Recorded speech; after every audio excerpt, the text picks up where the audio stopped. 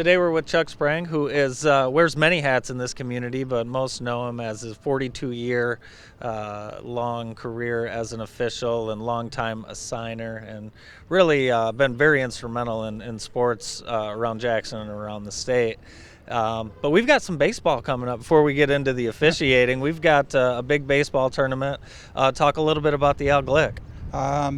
This coming Saturday, we're going to play at Lumen Christi, Western, hopefully at Jackson High, and we've got a game or two scheduled up in Leslie. We've got 8 teams, Bronson, Lumen Christi, Jackson High, Western, Quincy, Reading, Springport, and Leslie are all involved in the tournament. We're going to get started Saturday morning at 10 o'clock at 4 different sites, and we're hoping some people will come out and enjoy some good high school baseball. Yeah, it's nice that you and Chuck Walters have really been instrumental in this tournament, this event going on since 2011. And talk about the the history of the game and really the namesake of the tournament, Glick. It's a perfect match for Jackson. Al was instrumental, as anybody from Jackson knows that. Al and I bowled in the same league years ago, and when the Sit Pat decided not to carry on, I sat down with Al one night and I said, I'm taking over the Diamond Classic, and I don't want you to read this in the newspaper, but I'm going to name it after you. And he looked at me kind of like, what do you want? And I told him, I said, Al, I don't want anything. I just don't want you to read in the newspaper that, something's been named after you.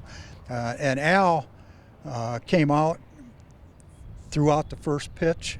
Well, he didn't. Al wouldn't do it, but his grandson, Randy, they came to, they have, up until unfortunately Al passed this spring, Al came to every tournament that we ever put on. He was a avid baseball fan. Yeah, he sure was, and really his print will be left on this community for forever, and kids will be able to take advantage of some of the great resources that Al and his team and family have provided.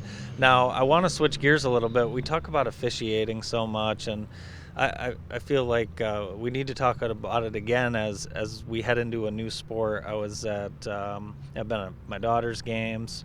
You have officials sometimes not show up. You have maybe not enough crew. And you know what? Everyone wants to always blame the officials. It's not the officials' fault, is it? Well, we just don't have enough of them right now. I was talking with an AD here at an AD's meeting a couple of weeks ago. There are 9 guys that 3 years ago were umpiring high school baseball. They would work anywhere from 40 to 45 games a year for me. None of them are working today. A number of reasons, health reasons, they moved away, they retired. We just do not have enough umpires right now. If you go to a baseball game and you're fortunate to have 2 umpires there, cheer them on. Tell them thank you, because we certainly don't have enough of them right now. Yeah, and there's a number of different reasons. Parents, coaches, pay. One thing you said that I didn't think of was cost of equipment. Mm-hmm. If you want to become a baseball umpire, you can have upwards of $500 into equipment before you get started. Right, that's true.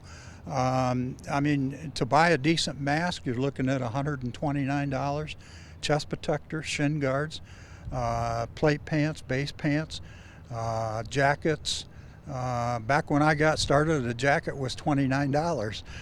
They're upwards of $79 now. So baseball is probably the most expensive sport to get involved with, followed closely by football. By the time you buy a jacket and pants and shoes and all the other equipment that you need, whistles, bean bags, and all of that stuff, that's one of the drawbacks that we have is the initial expense in getting started. Now you've refereed at a lot of levels, high school, college levels, big time. Do you remember what it was when you were younger that got you into wanting to become an official?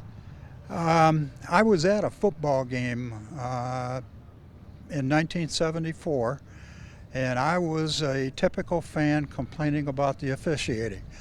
And my dad looked at me and said, if you're so smart, why don't you get out there? And I thought, okay, I'll show you. And my goal was to do it for a couple of years just to show my dad that I could do it. And as my wife will tell you, 42 years later, I was still out there. So Yeah, you've seen quite a few games. What would you say, to young people? Is there a particular sport that is maybe easier to officiate than others, that maybe less intimidating? Maybe you'd have less fans. Maybe an easier entry into the profession. I really don't know a whole lot about volleyball, but it looks pretty easy to me.